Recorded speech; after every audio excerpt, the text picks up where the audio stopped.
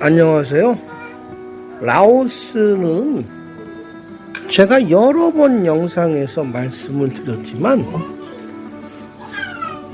선진국들이나 대한민국이나 일본, 중국, 태국처럼 지하철이라든지 노선버스, 시내버스, 좌석버스, 공항 리무진 버스 이런 시스템이 없습니다. 최근에 2년 전에 베트남 택시 앱이 생겼고요. 우버나 인드라이브를 앱을 깔아서 사용을 하고 다니셔야 되는데 그 앱이 현지 전화번호가 입력이 돼야 되고요. 또 내가 있는 위치를 지도상에서 찍을 줄 아셔야 되고 가시고자 하는 목적지를 영문으로 입력을 또 하게 됩니다. 그런데 우리가 생각하는 미국식 영문 스페링과 프랑스식 영어 발음, 영국식 영어 발음 스페링이 너무 틀리다 보니까 아주 혼동될 때가 많습니다. 그래서 구글, 지도, 내비게이션 앱을 깔고 활용을 하는데 젊은 분들이나 현지에 오셔서 좀 경험을 쌓은 분들은 그때부터 적응돼서 잘 쓰십니다만 처음 오시는 분들은 어렵습니다. 그리고 현지에 오셔서 이제 공항에서 유심 심카드를 집어넣습니다. 라오텔이나 유니텔이나 최근에 새로 생긴 B급 통신사들. 단기로 오셨을 때는요, 일주일 이내에는 그냥 로밍해서 오셔서 쓰셔도 크게 요금이 많이 안 나가고요. 보름이나 한 달 이상일 때는 공항에 내리셔서 심카드를 교체하시면 좋습니다. 심카드 넣으실 때 유니텔보다는 라오텔이 전국적으로 잘 활용이 됩니다. 네트워크가 더 형성이 잘 돼 있다는 이야기고요. 루앙프라방이나 밤비행 외곽을 나가도 라오텔레콤이 더 잘 되더라고요. 제가 유니텔하고 라오텔을 2개를 쓰고 있습니다. 전화기 2개. 라오텔이 잘 된다는 거 알려드립니다. 그리고 요즘 이제 라오스가 코로나 끝나고 많은 남자분들이 이제 오시는데, 남자분들이 오시는 이유는 사실 유흥이죠, 유흥. 근데 그 유흥이 이웃 태국 나라가 3년 전에 비해서 유흥업소 이용 요금이 많이 올랐습니다. 아가씨들 팁, 아가씨들 캐라, 또 아가씨들이 처음 본 손님과 밤을 지새우는 일에 나서려고 하질 않아요. 그냥 룸에서만 놀고 끝나고, 설령 어떻게 갔다 하더라도 요 핑계 저 핑계 대고 일찍 귀가를 해버리니까 돈은 비싸게 주고 어떤 혜택을 못 본 듯 하니까. 베트남에서도 마찬가지고요. 필리핀 비싸고요. 라오스가 아직은 조금은 인상되었다고는 하지만 그래도 한국 남자들이 즐기기에 한국에서 한 번 즐길 비용으로 3, 4일은 즐길 수 있다 해서 오신단 말이에요. 그런데 라오스 유흥업 밤문화에 종사하는 여성들은 다른 나라 유흥업소 여성들처럼 전문적으로 성을 팔고 직업 여성들이 아니에요. 거의 민간 여성이 돈이 생활비가 부족하니까 일시적으로 밤에 유흥주점으로 일을 하러 나온 겁니다. 그래서 라오스 여성들을 많은 한국 관광객들이 오셔서 경험하시고는 목석이랑 하루 잠을 자고 간다는 얘기를 많이 해요. 목석. 나무 토막 같다는 거죠. 돌 같다는 이야기죠. 적극적인 전희라든지 애무라든지 이런 거에 아주 서툽니다. 조금 한국 남성분이 과감하게 나가려고 하면 몸을 움츠리고 만지질 못하게 하고 손도 못 대게 합니다. 그냥 빨리 볼 일만 보라고 하니 한국 남자들 정서에는 기분이 나쁘죠. 그래서 그냥 장화 신고 콘돔 사용은 100%입니다. 동남아에 알게 모르게 AIDS, 에이즈 감염되어 있는 사람들이 많아요. 꼭 활용을 해야 됩니다. 고무장화는 신으시기 바랍니다.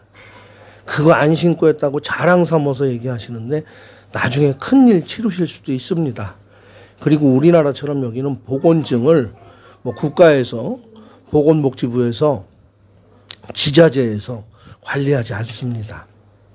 그냥 한국인 업주가 그나마 자체 룰에 따라서 관리하고 있는 그 정도고요. 한국인이 하지 않는 업소는 그나마 라오인들이 하는 유흥주점, 단란주점, 가라오케 가면 그런 거 없습니다. 그래서 같이 데리고 갔는데 아래에서 냄새가 많이 나서 못하고 돌려보냈다는 분들도 많이 만났습니다. 그래서 이 사람들에게 변태적인 거, 적극적인 야간 밤기술 테크닉을 기대하거나 그것을 시전하려고 하면 그냥 가버립니다. 자, 그렇게 해서 목석이랑 잠깐 짧은 타임이 끝났어요. 그러면 옛날에 일본 여성이나 한국에서 일본인들을 상대하던 유흥업소 여성처럼 품에 안겨서 잠자는 척을 해주는 게 아니라 끝나면 바로 옷 입고 소파에 앉아서 자기 전화기로 하루 종일 메시지 보내고 친구들한테 같이 옆방에 2차 나온 친구들한테 빨리 가자고 그런 메시지로 선동하고 있단 말입니다. 그러니 얼마나 불쾌하시겠어요. 그래서 그런 것들을 감안을 하셔야 돼요.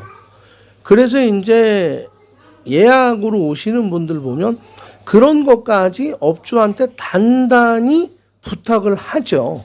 그런 일이 생기지 않고 오늘 재밌게 놀고 내일도 또 올 수 있게끔 그렇게 분위기를 만들어달라 부탁을 하지만 그 한국인 사장은 아가씨들에게 강력하게 얘기하지만 필드에 나간 아가씨들은 라오스 여성들 뭐 얘기 들으면 금방 잊어버려 버립니다. 그리고 듣기 싫은 이야기, 기분 나쁜 이야기, 고압적인 이야기는 머리에 담아두지 않습니다. 그래서 그냥 했던 이야기가 아무런 효과가 없게 되죠. 그래서 그런 것들은 인정을 해주고 오셔야 되고요. 그나마 운이 좋으셔서 내 자신에게 관심을 보여주고 밤에 안고 자려니 폭 안겨서 자는 여자를 만났었다면 그것은 큰 행운을 누린 것이라고 봅니다. 사실은 이제 한국에서 성매매를 너무 단속을 하다 보니까 외국으로 이제 그것이 나서게 된 거거든요. 한국에서도 저는 정책적으로 어느 정도 공창은 인정을 해줘야 된다고 전 지금도 생각을 합니다. 한국에서 뚫고 나갈 구멍이 없으니까 노인들 성폭력, 성폭행 사고가 일어나고 성범죄가 만연해지고 이 라오스는 불교 국가라서 그런지 성범죄 났다는 얘기를 라오스 내국인들끼리 성폭행하고 흔히 우리 옛날 말로 강간이라고 그랬죠. 강간. 지금은 뭐 성폭행 뭐 이렇게 표현을 하지만 그런 범죄가 별로 없습니다. 그래서 이제 한국 분들이 국외에서 하는 것도 사실 속인주의로 여기서 성매매한 것을 한국에서 알게 되면 처벌은 된다 하지만 처벌되는 예가 없다 보니까 나오셔서 즐기십니다. 즐기러 오시는 건 좋습니다. 뭐 저도 그것 가지고 뭐라고 하지 않습니다. 매너 있게 한국인답게 쿨하게 놀다 가면 저도 환영합니다.